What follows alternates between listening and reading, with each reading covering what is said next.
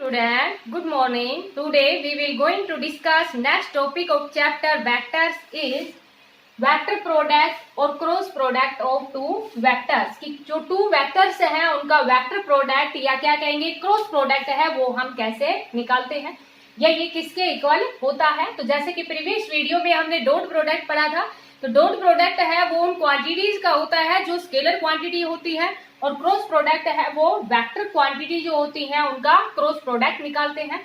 तो जो cross product है टू वेक्टर्स का वो हमारे पास क्या होता है, मान लीजिए टू वेक्टर है वो हमने क्या मान लिया ए एंड बी, तो क्रॉस को हम रिप्रेजेंट करेंगे ऐसे क्रॉस, ये हमारे पास किसके सिंबल है क्रॉस का। तो टू वेक्टर्स हैं उनका क्रॉस प्रोडक्ट है वो एक अनदर वेक्टर के इक्वल होगा और उसकी जो वैल्यू है वो किसके इक्वल होगी, product of magnitude of one vector and the magnitude of A second vector and the sign of angle between them and corresponding unit vector in direction of vector C। तो ये हमारे पास क्या होगा क्रॉस प्रोडक्ट। तो जैसा कि dot product में हमारे पास क्या था ए बी, यहाँ पर cos ऑफ थीटा था और जो यूनिट वेक्टर यहाँ पर ये यूनिट वेक्टर नहीं लिया था क्योंकि वो एक स्केलर क्वांटिटी थी। और ये हमारे पास क्या आएगी, जब दो वेक्टर्स का क्रॉस प्रोडक्ट करेंगे तो अगेन हमारे पास क्या बनेगा, एक वेक्टर ही बनेगा।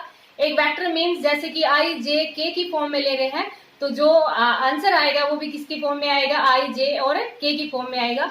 इसकी जो स्टेटमेंट है वो हम कैसे लिख देंगे, देखो इसी से लिख देंगे कि the cross product of two vectors, cross product of two vectors A and B is equal to another vector C। दोनों का क्रॉस प्रोडक्ट है वो किसके इक्वल है, एक अनदर वेक्टर C के इक्वल है, whose magnitude is equal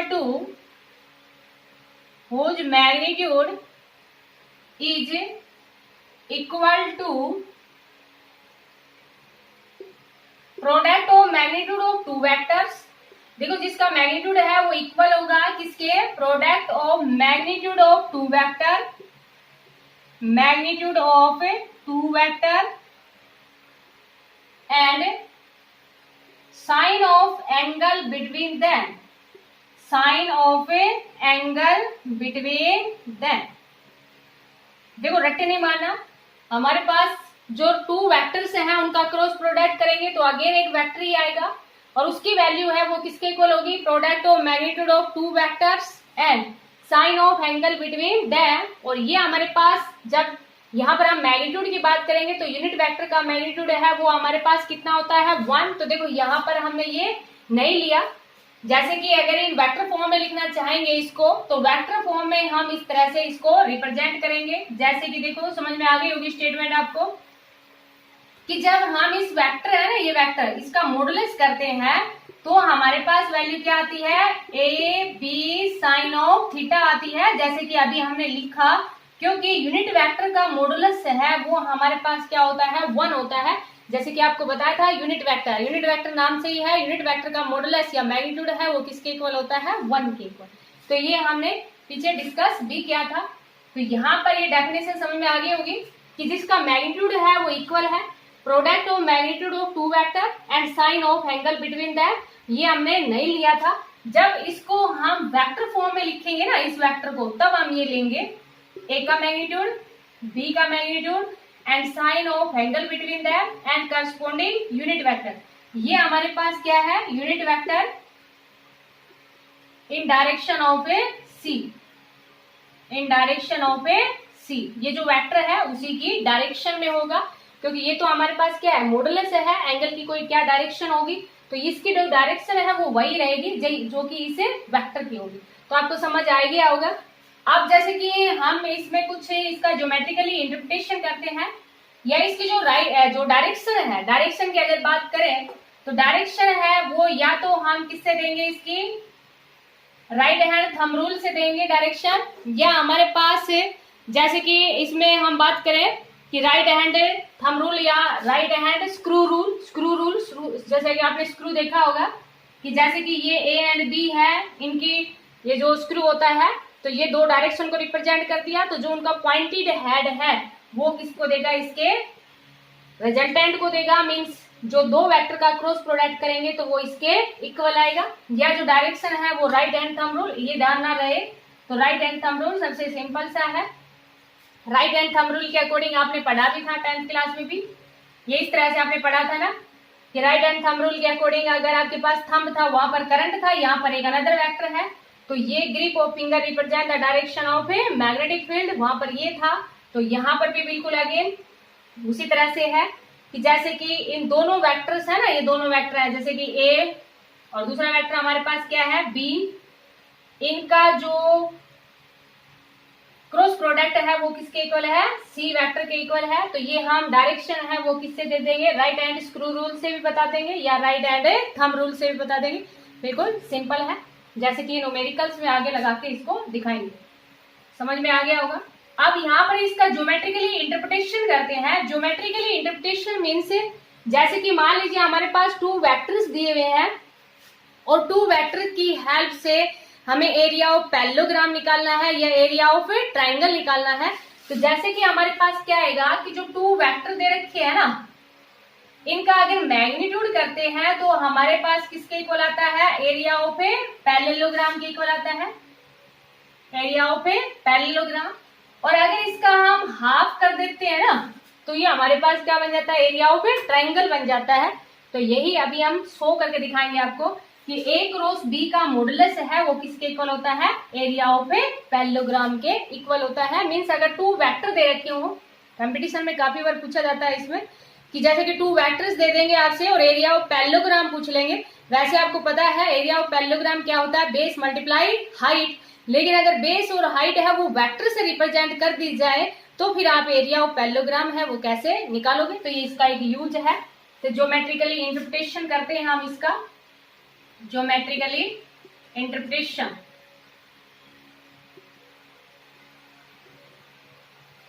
interpretation of A vector means geometrically कैसे रिप्रेजेंट करें इसको, geometrically interpretation of A vectors कैसे रिप्रेजेंट करें। तो जैसे कि हमारे पास क्या है कि हमने यहाँ पर एक वेक्टर तो ऐसे ले लिया, जैसे कि ए वेक्टर है वो इस तरह से ले लिया, और सेकंड वेक्टर है वो हमने ऐसे ले लिया, जिसको हमने किससे रिप्रेजेंट कर दिया, बी से। थोड़ी सी इसमें कंस्ट्रक्शन कर देते हैं। क्या कंस्ट्रक्शन कर देते हैं कि इसको हम क्या बना ले, पैरेललोग्राम बना ले। और ये थोड़ी सी और कंस्ट्रक्शन कर दी, ये इस पे परपेंडिकुलर डाल दिया।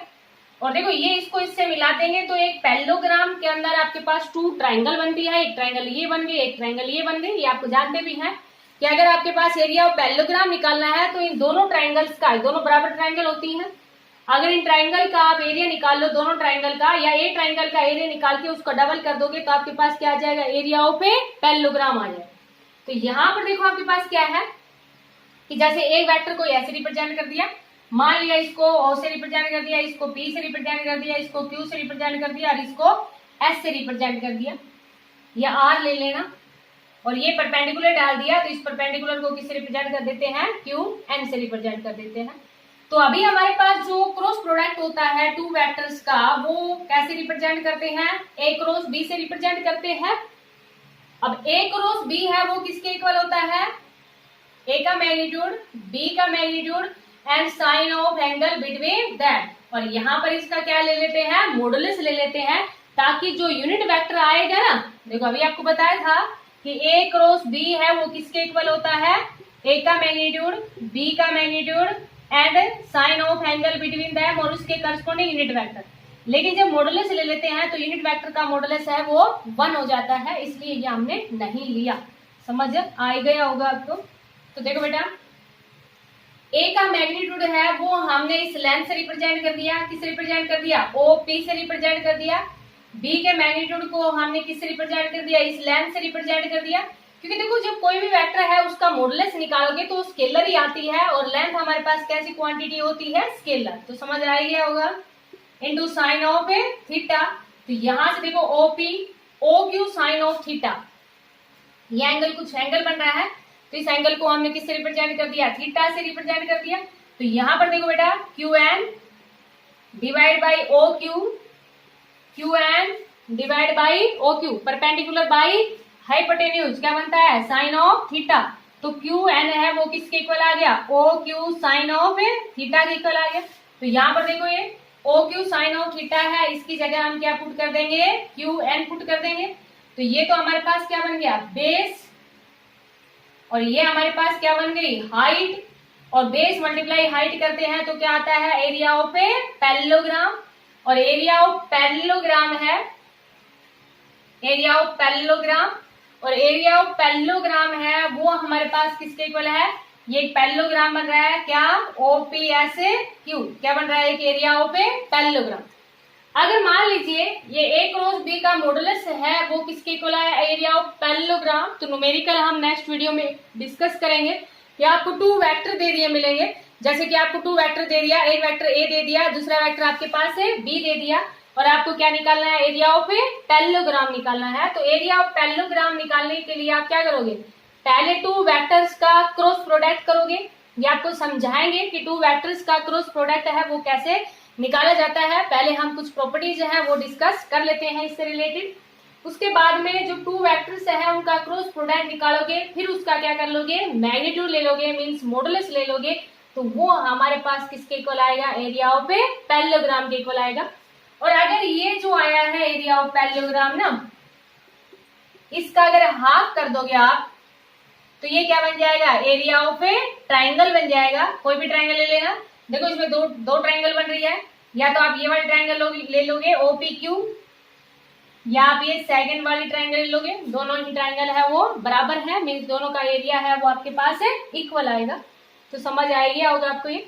तो ज्योमेट्रिकली इंटरप्रिटेशन है वेक्टर का, geometrically interpretation of vector means with the help of vectors we can calculate area of parallelogram and area of a triangle. Area of parallelogram और एरिया ऑफ ट्राइंगल है वो हम इनकी हेल्प से निकाल सकते हैं। अभी देखो कुछ प्रॉपर्टीज की बात कर लेते हैं, जैसे कि डॉट प्रोडक्ट में हमने की थी, वैसे ही हमारे पास कुछ क्रॉस प्रोडक्ट में भी है कुछ। पहले कुछ स्पेशल केसेस की बात कर लेते हैं, स्पेशल केसेस। तो देखो यहाँ पर स्पेशल केसेस में, जैसे कि मान लीजिए आपके पास ये दे दिया, when 2 vectors are parallel, when 2 vectors are parallel, कैसे दे रखे हैं, पैरेलल दे रखे हैं, मींस एंगल बिटवीन देम कितना है, 0 डिग्री। देन क्रॉस प्रोडक्ट है वो किसके इक्वल होता है, ए का मैग्नीट्यूड, बी का magnitude, sine of angle between them and corresponding unit vector. तो देखो यहाँ पर मॉडुलस नहीं लिया, यूनिट वेक्टर लगाया, मॉडुलस लेते यूनिट वेक्टर नहीं लगाते। तो यहाँ पर देखो एंगल 0 डिग्री है, तो क्रॉस प्रोडक्ट है 2 वेक्टर्स जब पैरेलल दिए हुए हैं, मींस एंगल 0 डिग्री दिया हुआ है, तो क्रॉस प्रोडक्ट है वेक्टर्स के लिए वो हमारे पास कितना आएगा, 0।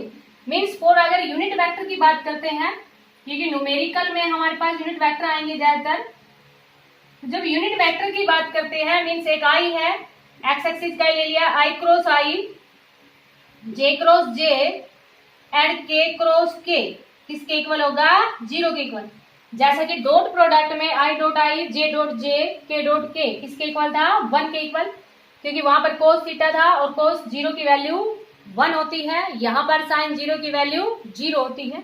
तो ये समझ आएगी होगा आपको कि इफ 2 वेक्टर्स आर पैरेलल दे रखे हैं, मींस एंगल उनके बीच में 0 डिग्री दे रखा है, देन वैल्यू है वो हमारे पास किसके इक्वल आ जाएगी, 0 के equal. If 2 vectors are perpendicular, 2 vectors है वो कैसे दे दिए, परपेंडिकुलर दे दिए। तो perpendicular means theta equal to 90 degree. तो देखो ए क्रॉस बी है, अगर मॉडुलस की बात कर ले तो ए का मैग्नीट्यूड, बी का magnitude and sine of angle between that, और साइन 90 की वैल्यू मैक्सिमम होती है, तो ए क्रॉस बी है वो किसके इक्वल आ जाएगा, ए बी, और साइन 90 की वैल्यू 1। तो या तो देखो इसको आपको बताया था, इसको ऐसे लिख दो या सिंपल ए बी लिख दो, तो ये वैल्यू आपके पास क्या आ जाएगी, मैक्सिमम। तो व्हेन 2 वेक्टर्स आर परपेंडिकुलर, जब 2 वेक्टर्स परपेंडिकुलर दिए हुए हैं, मींस उनके बीच में एंगल है वो 90 डिग्री का है, तो हमारे पास जो क्रॉस प्रोडक्ट है वो मैक्सिमम आ जाएगा, और क्रॉस प्रोडक्ट की वैल्यू है वो हमारे पास किसके इक्वल आ जाएगी, ए बी के इक्वल आ जाएगी। और यूनिट वेक्टर की अगर बात करें, फॉर यूनिट वेक्टर देखो अब एक चीज और समझना, जैसे कि अगर मॉडुलस नहीं लेते तो ये आपको बताया था कि A क्रॉस B है वो किसके इक्वल होता है, अगर मॉडुलस ना लिया जाए तो A का मैग्नीट्यूड, B का magnitude, sine of angle between them और इसके करस्पॉन्डिंग यूनिट वेक्टर और लेते हैं ना। तो अगर मान लीजिए यूनिट वेक्टर की बात करते हैं आप, अगर हम तो जैसे कि I है, I का क्रॉस J के साथ करेंगे तो क्या आएगा, इसको देखो आप कैसे ध्यान रखोगे। जैसे x एक्सिस की तरफ I होता है, y एक्सिस की तरफ J होता है एंड z एक्सिस की तरफ K होता है। तो I का क्रॉस J के साथ करोगे तो उसका जो रिजल्टेंट है वो हमारे पास क्या होगा, K। Means I cross J है वो किसके इक्वल आएगा, K के इक्वल। J क्रॉस K करोगे तो किसके इक्वल आएगा, I के इक्वल। K क्रॉस I करोगे तो किसके इक्वल आएगा, J के इक्वल। तो समझ आ गया होगा। मीन्स यहां से हम क्या लिख देंगे, I cross J is equal to K। I cross J है वो किसके इक्वल है, K के इक्वल। J क्रॉस K किसके इक्वल है, I के इक्वल। और यहां से K क्रॉस I, देखो ये एंटी कॉम्पिटिटिव लॉ को होल्ड करता है। मींस इसको हम ऐसे नहीं लिख सकते कि I cross J is equal to J cross I। ये हम निकाल के दिखाएंगे आपको कि अगर इसकी डायरेक्शन को चेंज करते हैं, क्योंकि वेक्टर क्वांटिटी है, जैसे कि अगर इसकी डायरेक्शन को हमने चेंज किया ना तो ये K की बजाय क्या हो जाएगा, माइनस K हो जाएगा। ये हम आगे अभी समझाएंगे प्रॉपर्टीज में। तो जैसे कि K क्रॉस I करेंगे तो क्या आएगा हमारे पास, J आई। तो ये टू वेक्टर्स आर परपेंडिकुलर, तो जैसे कि टू वेक्टर्स परपेंडिकुलर हैं तो साइन 90 की वैल्यू तो मैक्सिमम हो जाएगी, लेकिन उसके करस्पॉन्डिंग क्या आ जाएगा, यूनिट वेक्टर आ जाएगा। तो यहाँ पर जब I क्रॉस J करेंगे तो किसके इक्वल आएगा, K के इक्वल। J क्रॉस K करेंगे तो I के इक्वल, और K क्रॉस I करेंगे तो किसके इक्वल आ जाएगा, J के इक्वल। समझ आ गया होगा आपको कि जब टू वेक्टर्स हैं वो परपेंडिकुलर दे रखे हैं तो कंडीशन है वो इस टाइप की होगी। अगर टू वेक्टर्स हैं वो एंटी पैरेलल दिए हुए हैं, एंटी पैरेलल, जब एंटी पैरेलल कंडीशन दे रखी है तो theta is equal to 180 degree. तो अगेन हमारे पास जो क्रॉस प्रोडक्ट है, क्योंकि वो किसके इक्वल होता है, A B sine of 180 degree, और साइन 180 की वैल्यू कितनी होती है, 0। तो अगेन हमारे पास जो क्रॉस प्रोडक्ट है वेक्टर्स का वो किसके इक्वल आ जाएगा, 0 के इक्वल। कब, when two vectors are anti parallel. तो ये कुछ स्पेशल केसेस थे हमारे पास। अब हम कुछ प्रॉपर्टीज और पढ़ लेते हैं जो कि न्यूमेरिकल में हम यूज करेंगे। Some properties related with vectors. तो जैसे कि हमारे पास जो वेक्टर्स होते हैं ना, क्रॉस प्रोडक्ट वेक्टर या वेक्टर प्रोडक्ट है, प्रॉपर्टीज की बात कर रहे हैं हम।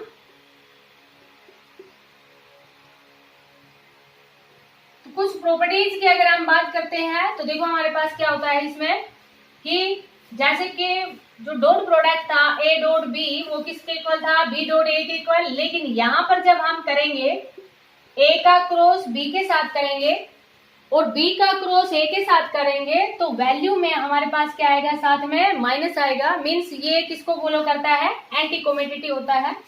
कॉम्पिटिटिव लॉ के इक्वल नहीं, क्या होता है, एंटी कॉम्पिटिटिव होता है। लेकिन ये जो वेक्टर प्रोडक्ट है या क्रॉस प्रोडक्ट है, वेक्टर प्रोडक्ट है, वो डिस्ट्रीब्यूटिव लॉ को होल्ड करता है। डिस्ट्रीब्यूटिव लॉ, डिस्ट्रीब्यूटिव लॉ का मीन्स क्या हुआ, जैसे कि अगर मान लीजिए हमारे पास कोई भी इस तरह से कंडीशन दे दी कि a प्लस बी दे दिया और उसका क्रॉस किसके साथ दे दिया, c के साथ ना। तो जैसे कि टू वेक्टर्स को पहले ऐड किया और उसका क्रॉस हमने किसके साथ कर दिया, c के साथ कर दिया। ऐसे अगर मान लीजिए ये ना करके कि टू वेक्टर्स हैं उनका क्रॉस प्रोडक्ट किया जाए फिर इसके इक्वल किया जाए, तो इसको हम ऐसे भी लिख सकते हैं a cross c plus b cross c. तो देखो दोनों की वैल्यू सेम आई। जैसे कि टू वेक्टर्स को पहले ऐड किया फिर उसका क्रॉस प्रोडक्ट किया, या इसको हमने ऐसे लिख दिया a cross c plus b cross c. तो जब दोनों वैल्यू हम सोल्व करेंगे, मीन्स लेफ्ट साइड और राइट साइड जब हम सोल्व करेंगे तो दोनों वैल्यू है वो हमारे पास इक्वल आएंगी। दूसरा देखो हमारे पास एसोसिएटिव प्रॉपर्टीज, ये एसोसिएटिव प्रॉपर्टीज के फॉर्म में भी इसको लिख सकते हैं ना। इसको देखो हम ऐसे भी लिख सकते थे, जैसे कि यहाँ पर a प्लस बी की बजाय इसको हम क्या लिख दें, a क्रॉस लिख दे, a क्रॉस b, और यहाँ पर क्रॉस c लिख दे। तो फिर आपके पास किसके इक्वल आ जाता है, a क्रॉस b फिर क्रॉस b क्रॉस c। इस तरह से भी हम इसको लिख सकते थे। तो ये हमारे पास कुछ प्रॉपर्टीज है रिलेटेड विद वेक्टर प्रोडक्ट और क्रॉस प्रोडक्ट। अभी इसमें हमारे पास कुछ एग्जाम्पल बचे हुए हैं, इसके न्यूमेरिकल से पहले कुछ एग्जाम्पल की बात करेंगे हम। उसके बाद में जो वेक्टर प्रोडक्ट है एग्जाम्पल तो अभी देख लो आप। उसके बाद में क्योंकि काफी ज्यादा लंबी वीडियो हो जाएगी अगर हम cross product of two vectors भी निकालेंगे तो नेक्स्ट वीडियो में हम डिस्कस करेंगे। एग्जाम्पल की बात कर लेते हैं। तो देखो इसके जो एग्जाम्पल है ना वो अभी आपने पढ़े नहीं है, क्योंकि ये वेक्टर प्रोडक्ट है ये अभी आया आपके पास +1 क्लास में ही। डॉट प्रोडक्ट तो हम 9th क्लास में भी पढ़ते हैं। तो जैसे कि वर्क डन है उसके अंदर डॉट प्रोडक्ट था हमारे पास। तो जैसे कि हम पढ़ेंगे टोर्क पढ़ेंगे, क्वांटिटी क्या होती है टोर्क 5th पीरियड में पढ़ेंगे, जिसको हम रिप्रेजेंट करते हैं टाउ से। तो टाउ है वो हमारे पास किसके इक्वल होता है, आर क्रॉस एफ के इक्वल होता है। ये अभी आपने नहीं पढ़ा है। ऐसे ही हमारे पास जैसे टोर्क है ऐसे ही हम बात करेंगे एंगुलर मोमेंटम की। एंगुलर मोमेंटम ये सारे हम रोटेशनल मोशन में पढ़ेंगे, मींस हमारे पास जो यूनिट आएगी 5th यूनिट उसी में पढ़ेंगे। तो एंगुलर मोमेंटम जैसे लीनियर मोमेंटम होता है वैसे ही रोटेशनल मोशन के अंदर क्या होता है एंगुलर मोमेंटम। तो एंगुलर मोमेंटम है वो किसके इक्वल होगा, आर क्रॉस पी के इक्वल। ऐसे ही हम बात करेंगे एंगुलर वेलोसिटी की। एंगुलर वेलोसिटी को रिप्रेजेंट करते हैं किससे, ओमेगा से। एंगुलर वेलोसिटी है वो हमारे पास किसके इक्वल होगी, आर क्रॉस बी के इक्वल होगी। सॉरी एंगुलर वेलोसिटी मीन्स एक रिलेशन पढ़ेंगे हम v equal to R omega या ओमेगा क्रॉस आर, या इन मैग्नीट्यूड में हम लिख देंगे v equal to R omega. तो और भी हमारे पास बहुत सारी क्वांटिटीज हैं लेकिन ये अभी आपने नहीं पढ़ी है। तो अभी आप बस ये ध्यान रखना, एक दो एग्जाम्पल ध्यान रखना। जैसे टोर्क ध्यान रखना, टोर्क क्या होता है, फोर्स मल्टीप्लाई परपेंडिकुलर डिस्टेंस। ऐसे ही हमारे पास एंगुलर मोमेंटम होता है, जैसे कि हमने पीछे फर्स्ट चैप्टर में बताया था एंगुलर मोमेंटम के बारे में कि एंगुलर मोमेंटम है वो हमारे पास क्या होता है, angular momentum is equal to mvr बताया था, क्योंकि यहाँ पर मोमेंटम mv और ये हमारे पास किसके इक्वल है, r के इक्वल है। तो कुछ एग्जाम्पल है ऐसे हमारे पास, एक एंगुलर एक्सेलरेशन का भी एग्जाम्पल है, सेंटीमीटर एक्सेलरेशन का भी एग्जाम्पल है। तो ये सारी ही वेक्टर क्वांटिटीज हैं। तो आप इनको अच्छी तरह से इस कंसेप्ट को अच्छी तरह से आप समझना। फिर आगे इसमें थोड़ा सा बचा हुआ है कंसेप्ट में कि जो क्रॉस प्रोडक्ट है टू वेक्टर्स का इन कार्टेशियन कोऑर्डिनेट या टू वेक्टर्स का क्रॉस प्रोडक्ट है वो हम कैसे निकालते हैं, और इससे रिलेटेड न्यूमेरिकल ये हम नेक्स्ट वीडियो में डिस्कस करेंगे। Thank you.